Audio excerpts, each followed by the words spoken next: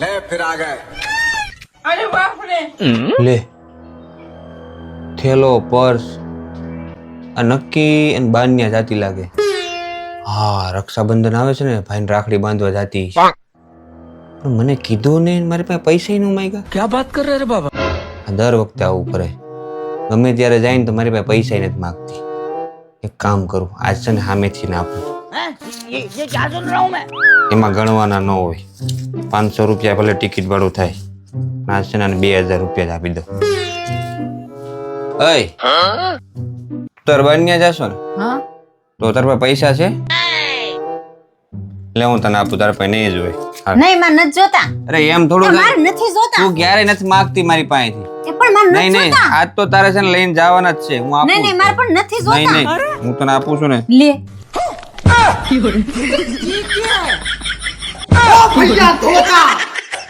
अबे साले।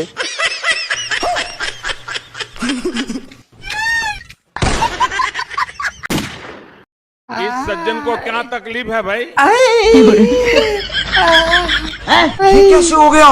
रुको जरा सबर करो। यही नहीं अभी और सुनिए।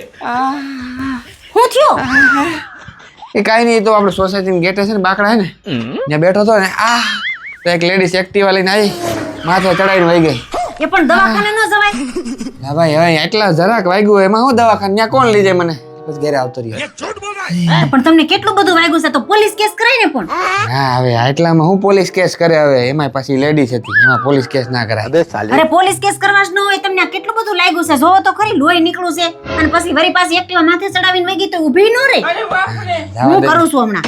નથી કરવો ભાઈ લા. साले को बम से उड़ा दूंगा एक बार हाथ में आ जाए तो હાલો પોલીસ સ્ટેશન. અરે એક લેડીઝ હતી મારા ઘરવાળાને માથે એક્ટિવા ચડાવીને વઈ ગઈ છે. એવું છે તો તમારા ઘરવાળા ક્યાં છે? આ આર્યા બાજુમાં જ છે. લ્યો આપો. જો વાત કરો. હાલો સાહેબ. હા ભાઈ કઈ રીતનું હું થયું મને પૂરી વાત જણાવો. એ સાહેબ એમાં એવું હતું હું અમારા સોસાયટી બહાર ગેટે બાકડા ને અહીંયા બેઠો હતો. અચ્છા. તો એક લેડીઝ આવી અને એક્ટિવા માથે ચડાવીને વહી ગઈ. अरे बाप મને એમ કે કદાચ એવું લાગે છે કે વરસાદને લીધે ગાડી સ્લીપ થઈ ગઈ છે. ગાડીનો કલર કેવો હતો? નહીં સાહેબ ગાડીનો કલર તો ખબર નથી. એમાં એવું છે ગાડી ભટકાણી એટલે મને બરાબર અંધારા જ આવી ગયા. ખબર જ ન પડી. હોશમાં આવ્યો ને તારી મેડમ હતા જ નહીં. ગાડીનો નંબર? નહીં નહીં નંબર નહીં ખબર હોય સાહેબ. તો લેડીઝે કેવા કપડાં પહેર્યા હતા એ ખબર છે? હા સાહેબ એ ખબર છે. મેડમે છે ને લવેન્ડર કલરનો ડ્રેસ પહેર્યો હતો અને અંદર વ્હાઈટ કલરની એમ્બ્રોઇડરી હતી. એની અંદર ઝીણા ઝીણા આભલા હતા. अबे साले। અને હાથમાં છે ને હાથમાં એને લગભગ બ્રેસલેટ પહેર્યું હતું. લગભગ ઇમિટેશન નું હતું. ઓરિજિનલ તો નહોતું. હા લવેન્ડર કલરના પાછા નખી રીંગા હતા. હા સાહેબ. બીજું કહું ને તમને હા કાનમાં છે ને દિલના એકાની એની બુટી પહેરી હતી અને માથા ઉપર હા કપાળમાં ઝીણો એવો ચાંદલો હતો નરી આંખે દેખાય એવો. એની વચ્ચે પાછું છે ને સિલ્વર કલરનું ટપકું હતું સાહેબ. અને બીજું કહું ને ગળામાં મંગળસૂત્ર નહોતું સાહેબ અને માથામાં હેતોય નહોતો. નક્કી છે ને એ કુંવારી હતી છોકરી. હા પાક્કું છે એ તો ખબર જ છે. લિપસ્ટિક સાહેબ હા ખાસ લિપસ્ટિક તો બહુ જબરદસ્ત કરી હતી પીચ કલરની. હા એના લીધે હું એ દેખાતી હતી સાહેબ એની વાત જ જવા દો તમે. હા પોલીસ કેસ નથી કરો અને આ તમારે મલમ પટ્ટી છે ને હું કરું આગળ. अबे साले। આ હે જસુ બહાર કેવો મસ્ત ચોમાસાનો રોમેન્ટિક વાતાવરણ જામ્યું છે. હાલો ને આપણે સાપુતારા જાય. ના હો ક્યાંય નથી જવાનું. આ મહિને ખર્ચા વધી ગયા. अबे साले। તમને તો છે ને રોમેન્ટિક થતા જ નથી આવડતું. હવે હું 24 કલાક રોમેન્ટિક જ હોય. તને ન ખબર હોય. क्या बात कर रहे रे बाबा એક ચુટકી સિંદૂર કી કિંમત તુમ ક્યાં જાનો લુખેસ.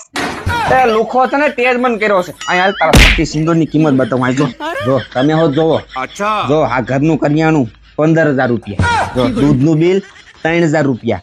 લાઇટ બિલ 2500 રૂપિયા. શાકભાજીનું બિલ 2000 રૂપિયા.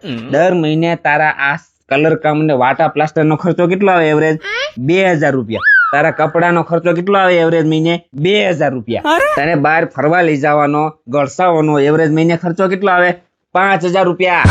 પછી જો આ છોકરાઓની સ્કૂલ ફી ટ્યુશન ફી બે મહિને એવરેજ કેટલું આવે? 2500 રૂપિયા. તમારા છે ને બરાબર. પછી છોકરાઓના કપડાના બીજા બધા ખર્ચા મહિને એવરેજ કેટલા આવે? 1000 રૂપિયા. ઘરનો હપ્તો 15000 રૂપિયા. તારા મોબાઈલ નો ખર્ચો 500 રૂપિયા મહિને. अरे बाप रे પછી એવરેજ દવાનો ખર્ચો 2000 રૂપિયા. ઈ સિવાયનો વધારાનો 5000 રૂપિયા ખર્ચો. ટોટલ મારું ને તો તારી છપટી સિંદૂરની કિંમત થાય છે 57,500 રૂપિયા. હું એકલો હતો ને ત્યારે 7,500 માં આખા ગામમાં રખડતો. તારી છપટી સિંદૂરની લીધે બીજા 50,000 ઘરી ગયા. રોમેન્ટિક નથી થતા. આમાં મારા રોમેન્ટિક ક્યાં લેવા જાય? તમારે કેટલો ખર્ચો આવે કોમેન્ટ કરજો. રોમેન્ટિક કરી 1000 રૂપિયા આપો તો મારે પાર્સલ આવ્યું છે. अरे बाप रे वाह क्या मुस्कुराहट है अच्छा તમે કેટલા હારા છો. મેં એકવાર માંગ્યા હતા તમે મને આપી દીધા. ભગવાનને પ્રાર્થના કરે કે મને હાથે હાથે જન્મ તમે જ મને પતિ તરીકે મળો. ઉભી રહી લે. लेकिन ये साला कर क्या रहा है यहाँ पे? रुको जरा सबर करो. અલે આ બીજા 1000 રાખ. પણ સર આ જન્મે જ પૂરું કરો. अबे साले प्यारी समझ गई શિયાળામાં 10 વાગ્યા લગી ગોદડા ઓઢીને પડારી ઉઠી ઉઠીને ભાગવા માંડે. આ ગોદડું વાળી ન લેવાય. હું કામ વાળવાનું? આજે પાછું ઓઢવું જ હોય. अब देख तू अब तू गया बेटा अब तू गया देख तेरी औकात मैं दिखाता हूँ तुझे ઓય તે મારા કપડા ધોયા નથી? એમાં હું ધોયા કરવાના હોય, પાછા મેલા થવાના જ હોય. यही नहीं अभी और सुनिए કેટલો કચરો હે આ. એ ક્યાં ગયેલી? બોલો હું બોલ આ જો તો હંજવારી કાઈટ શોક નથી કાઢ્યા. કચરો તો જો. રોજ રોજ હું હાંસવારી કાઢવાની હોય, રોજ રોજ વેરાવાનું જ હોય. ये क्या हो गया ये क्या सुन रहा हूँ मैं આલે બહુ ભૂખ લાગી છે. જમવાનું બનાવ્યું? ટાણે ટાણે હું ખાધા ખાય જ કરવાનું હોય, સવારે પાછું નીકળી જ જવાનું હોય.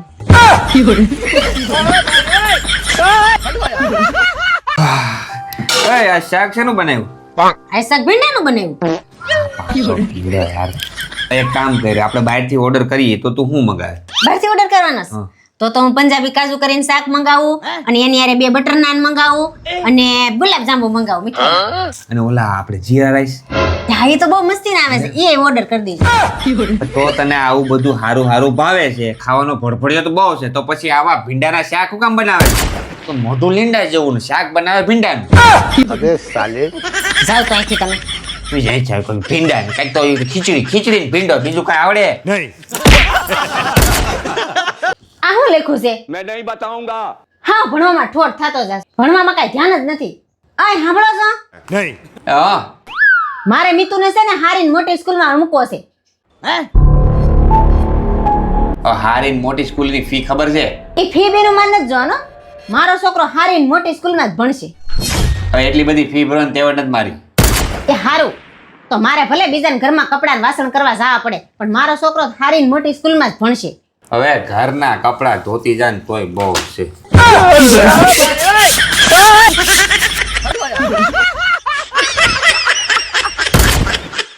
મમ્મી ભૂખ લાગી છે, જમવાનું બની ગયું? હું રસોઈ નહીં બનાવું, મને માથું દુખે છે, મને આરામ કરવા દે. તમે બાપ દીકરો બહારથી મંગાવીને ખાઈ લ્યો, જાઓ. બનાવતા કેટલી વાર લાગે? હવે અત્યારે મારે બહારથી હું મગાવીને ખાવું?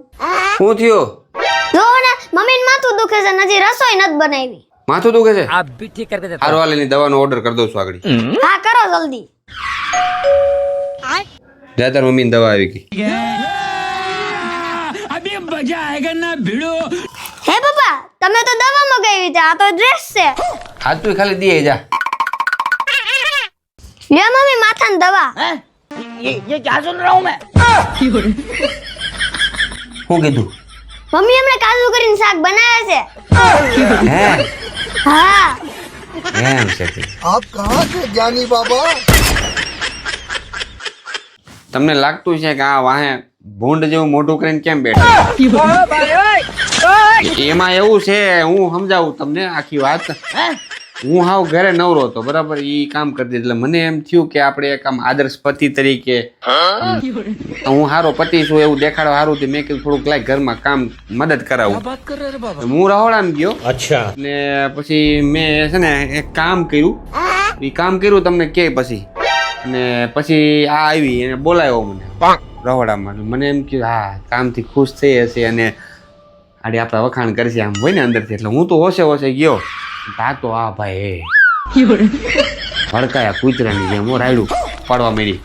ઈ જોવો તમે પેલા. એ અકલ બકલ છે કે નહીં? કોને લૂંટી ડાયા કર્યા તા? નો ખબર પડતી હોય તો પૂછી લેવાય. નવરા પડ્યા નકરા કામ વધારે રાખે તી. હાસું જ કીધું છે. નવરા નખોય જ વાળે એમ. હું રાયડું નાખશો. આ કોણે કર્યું? મેં કરી કેદો ની કાળી ભમર પડી હતી ઘઈ ઘઈ એકદમ ઉજળી કરી દીધી ચાંદી જેવી. કેમ બાકી ચમકે છે ને એકદમ. એ નો સ્ટિક ની હતી ડોહી.